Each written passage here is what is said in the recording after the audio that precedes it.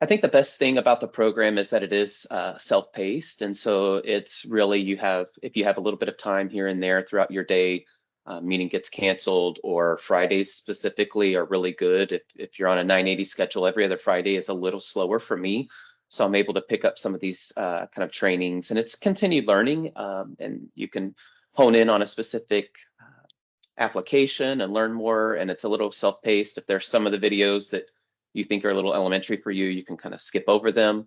I utilize going at a 2x speed for some of these because it just goes very quickly. I can get the content, I can watch the screens, and so I self-pace through the whole thing. So that's the best part about it, is just your ability to take the learning content at the time and at the pace that you want, and then kind of work through it. And as you do, you can kind of consume that knowledge in your own way. So that's been the best part for me, is just learning different applications, picking up tidbits of knowledge that I didn't have before, but doing it in a way that doesn't take the place of the work that I'm trying to accomplish for my teams and for the company. So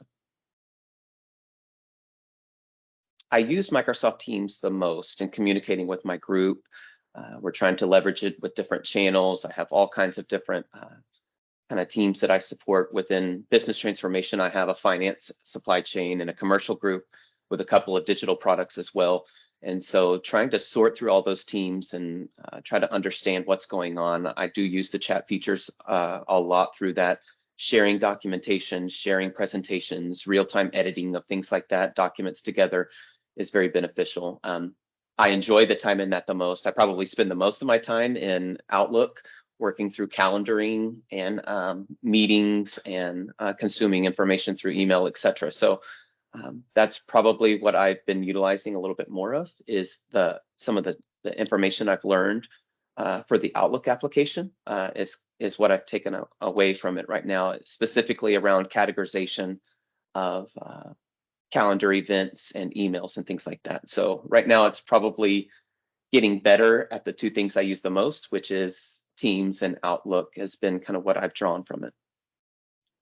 Sure, I think the videos to me are the best. Quite honestly, I am a visual learner. I do like to practice. So I think the good thing about the way that we've done this, as with any kind of education, it's always good to layer on various learning methods. So reading it, watching videos, practicing it, answering questions about it. From an education delivery perspective, we're hitting various methods of delivery.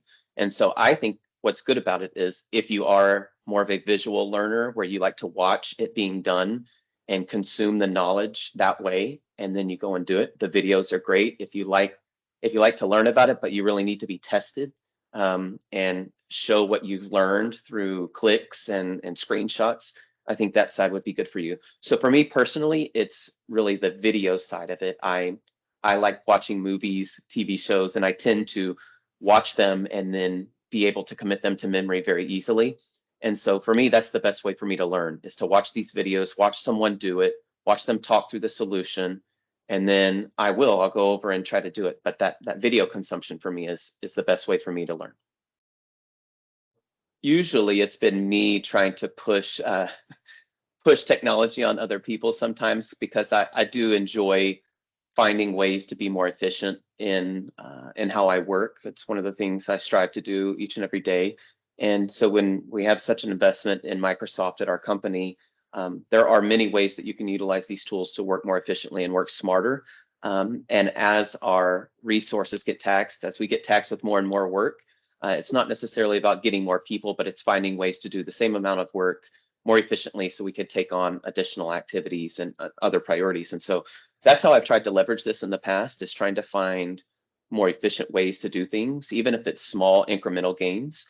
For me right now, the way I've done that, that I've learned, that I've kind of implemented over this last little bit, has been, I was saying, categorization of my calendar. So beforehand, I would look at my calendar and I would see all the various meetings across all of the different times of day. And at a first glance, everything was just blue. All of my calendar entries were blue.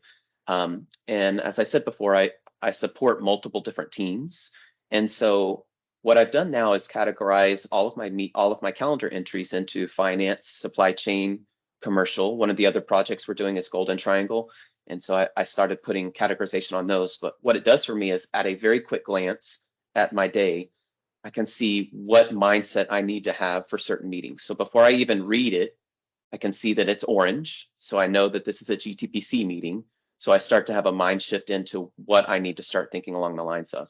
It also helps me if I see very quickly what's taking the most of my time.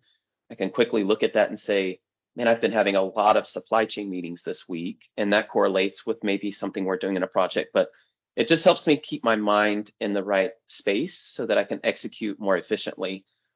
Because a lot of times it's about shifting mindsets when you're working on a difficult finance problem with my finance team.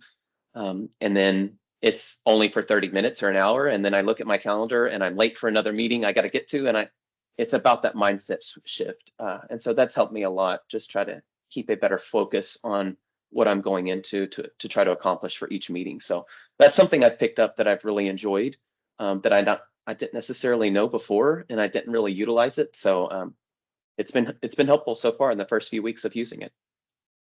If you're looking to sign up and you haven't done so yet, or you're not quite sure what's going on or if it will be a benefit to you, again, I think the way that the content is presented and the way that the training is presented in that self-paced area, it's not overwhelming, it's not overbearing. And so I think that if you're on the fence about doing it, you should at least just get started and see for yourself how it is.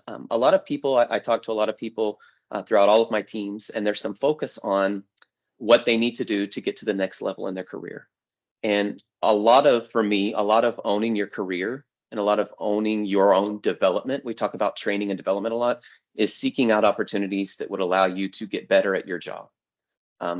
So you may be a developer, you may be a functional analyst, you may be on any team within business transformation, but we all leverage these tools on a daily basis to try to act more efficient, to try to work more efficiently. So I would say it's relevant to everyone, and there's probably tidbits of information that you're going to find that allow you to function in your role better. And so that's personal development, personal growth. And it may be something that makes you more efficient to stand out amongst your peers, or stand out in front of an individual that might, be looking at you for that next promotion or that next opportunity. So I would really encourage everyone to just give it a shot, go self-paced, carve out an hour, 30 minutes, 20 minutes. You can pick it up and set it down as much as you want. But I'm pretty sure that you'll learn something that helps you be more efficient, or just makes your day easier so you can execute on the things that you do on a daily basis.